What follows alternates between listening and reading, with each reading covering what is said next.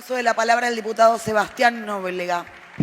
Muchas gracias, señora presidenta. En primer lugar, quiero expresar nuestro repudio y preocupación por el escándalo de los alimentos retenidos en el Ministerio de Capital Humano. Algo inhumano, considerando que más de la mitad de los argentinos están bajo la línea de pobreza, 55,5, alrededor de 25 millones de argentinos. Considero que este desmanejo del Estado lamentablemente tiene que ver con la soberbia por parte de quienes hoy tienen responsabilidad de gobierno. Hay un desprecio claramente sobre gran parte de nuestra población, que solo puede entenderse desde la impericia y la falta de gestión, porque si no de otra forma es claramente un delito o desprecio hacia el hambre y la necesidad de la gente. Pero este desprecio, si este es el término apropiado, también está hacia el interior del país, hacia las instituciones y los sectores sociales que claramente necesitan del Estado, como son los jubilados, las universidades y las provincias. Tres variables del ajuste, pero que lamentablemente no son las únicas.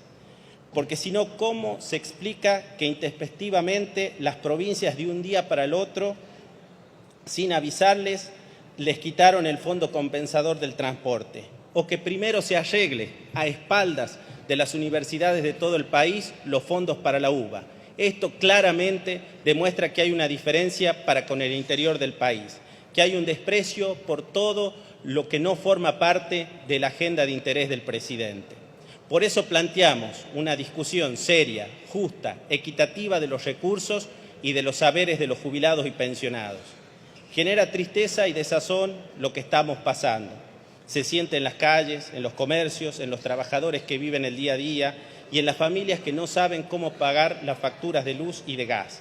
Entonces estamos ante un gran problema, donde cada sector afectado como un dominó que se cae. Y claro que afecta el sistema previsional de la seguridad social, porque cada trabajador que queda fuera del sistema, porque cada activo que queda fuera del sistema, el sistema ve amenazado en su sustentabilidad. Evidentemente, el Gobierno Nacional tiene una mirada centralista, pero no puede aplicarse a los jubilados, que muchos recurren a comedores para comer, que están pobres y tristes, que le sacaron el crédito de ANSES, que no saben si lo que cobran porque decidieron que el aumento se paga también con una planilla complementaria, junto con el refuerzo, es decir, que deben ir 2 veces al banco, o como en Antofagasta de la Sierra y en tantos pueblos del interior de las provincias donde los jubilados cobran en el correo argentino y no saben qué pasará con los sueldos porque están siendo desmantelados. Los jubilados del interior no saben de billeteras virtuales.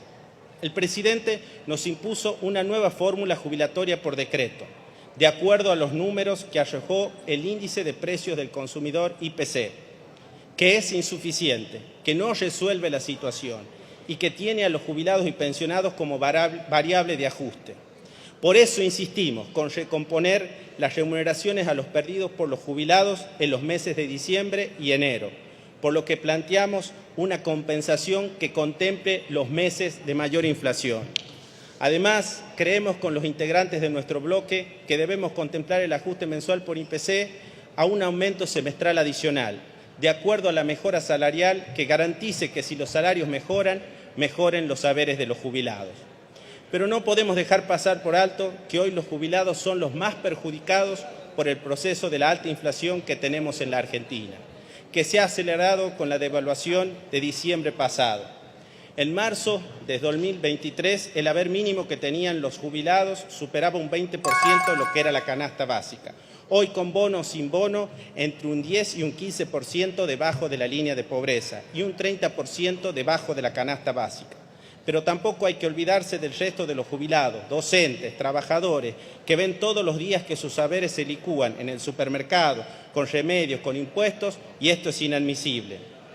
Ya pasó en la historia de este país, en la época del expresidente Menem, cuando una jubilada de enorme coraje, Norma Pla, interpeló al entonces ministro de Economía, Domingo Cavallo, reclamándole un haber mínimo de 450 pesos. Decía, yo gano 150 pesos, me arreglo porque me ayudan mis hijos, pero hay otros que están peor que yo. Pedimos 450 pesos de jubilación. ¿Es mucho?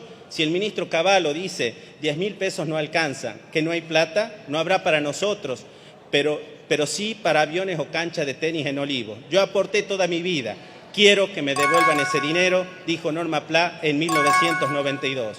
Como representante de Catamarca, también nos preocupa el manejo del Fondo de Garantía de Sustentabilidad de ANSES, que podría ser usado para reactivar la industria, invertir en energía, gas y obras que el país necesita. Estos son los verdaderos problemas de la gente. Los gobernadores, intendentes y la gente no tienen culpa del déficit nacional.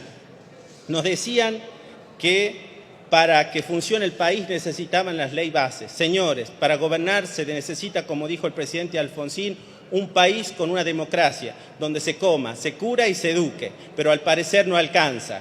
No seamos enemigos de la causa nacional, que no sea este Congreso el enemigo de los jubilados, de los docentes y de los trabajadores de este país.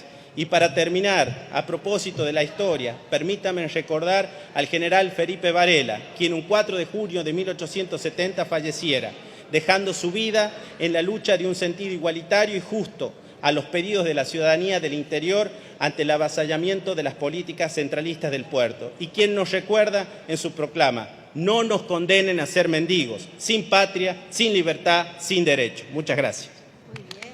Muchas gracias, diputado Nóbrega.